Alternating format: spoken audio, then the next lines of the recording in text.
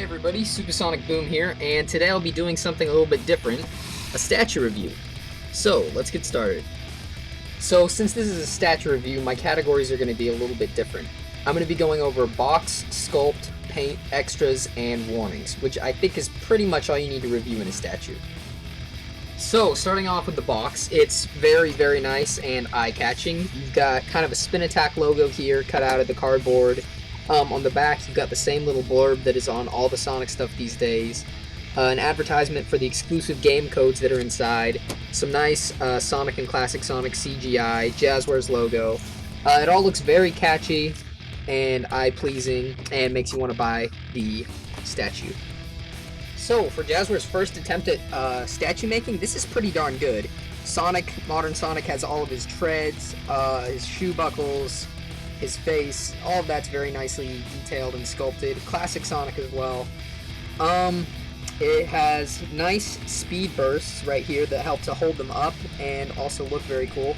The ring base is nicely sculpted. It's made out of a hard plastic. So the sculpt on this, very good. Modern Sonic, I think, should probably be in a different running pose. He just looks kind of awkward, but he looks fine. And Classic Sonic especially looks very nice in his sculpt. Now we'll move on to paint job, which is kind of unfortunately where this statue starts to go downhill. The ring is very nice, no complaints there. Now take a look at Modern Sonic. This was by far the best looking one in Toys R Us, and he still has some pretty visible cracks under his eyes. The most noticeable thing on him was this giant thing of glue. It just makes his head look beat up and weird. Some mispainting on his shoes.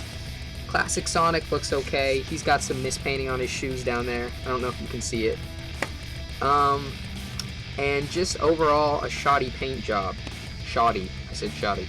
Very shoddy paint job on most of these. You can see right there, Sonic's arm is like just overflowing with excess paint, whatever. Yeah, not a very good paint job on this. For extras, the statue comes with a little poster that has all of the codes to unlock every statue in Sonic Generations for PS3 or Xbox, or PC, whatever. Anyway, you could find these codes online, but it's still a nice little touch to put them in, so that you have something else extra to open up once you buy the figure. So, some warnings when buying your statue. Always be sure to get one with a nice paint job that doesn't look just plain old horrible. Also be warned that this is made out of some really flimsy stuff. Like, this is a pretty fragile figure. It's made out of probably more fragile stuff than their action figures. Another problem, they both wilt horribly. Classic Sonic was originally, when I bought him, up like this, and just in the few hours since I've owned him, he's wilted all the way down to here. Now, this was stopped when he was in the packaging because of some little plastic ties that were around him. So I think Jazwares might have known about this, but just decided to ignore it. Oh well. It actually, on Classic Sonic, as he stoops, makes him look a little bit more dynamic and like he's running a little bit harder.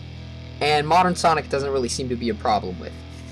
Also be sure not to store this anywhere hot or humid, because there have been reports that the figures will wilt even more than this. Modern Sonic will just fall onto his side, Classic Sonic, basically it just turns into a giant puddle, so keep out of the heat.